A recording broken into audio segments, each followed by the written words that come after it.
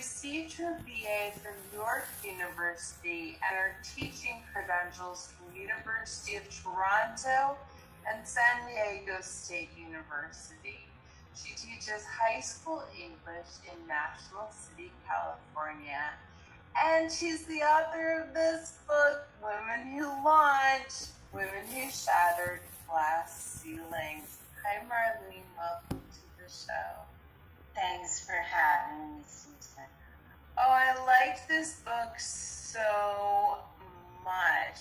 And I love that it's this series of stories about women who have done great things throughout history. It's so inspiring.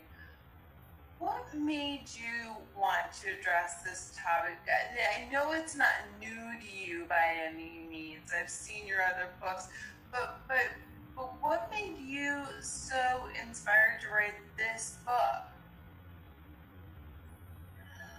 Well, I think the inspiration for the book was I had always, like all my other books, always deal with the backstories behind things, and sometimes the backstories are even more fascinating than the topic. And I had always known, for example, that Anne Jarvis had started Mother's Day or things like that. But then I thought, and then I just got the idea of the 1950s woman who lunched as opposed to the woman who launched. Therein lies a huge difference. So just to show how far women have come in their accomplishments, I decided to compile women who had shattered glass ceilings, not just in the business world, but in just different aspects. Because I thought, let's take them back from behind the curtain and bring them to the forefront where they belong. I really liked learning about so many, and I love that they're all little vignettes. And so you can pick this up, you can read it a few minutes, you put it down, go do something. It's kind of one of those books that you can really sit and read for a long time. And then it's another book that can kind of be it could almost be a women's daily inspirational. Because I think that it's such a surprise. There's some things I was like, oh yeah, I forgot I knew that, and you kind of, it stirs a little thing in your memory, but there are things in here that were almost in spite of. These women accomplished things in spite of all the odds being against them and having to do things in secret, and going against the will of the men in their lives and all of that, and there was so much. So women have been doing these things forever. And I loved that. I loved that notion, and it made me feel stronger as a woman. It made me feel proud of these things.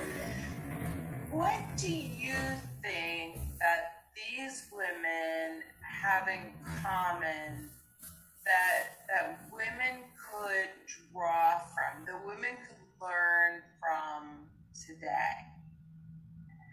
Well, I think the commonalities between the different women profiles and what women can do today is, well, the first thing is never listen to the naysayers. Because all these women, for example, the woman who started Spanx, her family said, something, if it was such a great idea, it would already have been done. And yada yada, she's on Forbes list of Right. 40 billionaires. So I think the main thing is don't listen to the people who say you can't.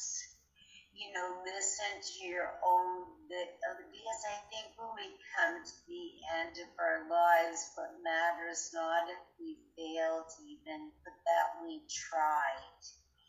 And so the commonality is, yeah, they didn't listen to the naysayers, and sometimes they stumbled to their knees, but they didn't remain there. Okay, I'm gonna go rogue and ask a third question. I do from time to time. I try to keep it to two, but sometimes. So is there, do you think, something special about these? I mean, these women are women who did big legendary things. Is there something special about them? Or are we all like that? I think that they were just ordinary women who did extraordinary things. And that's another thing to bring to the book. Like, you know, sometimes you can say, people will think, oh, I don't have the right credentials. I didn't go to the school.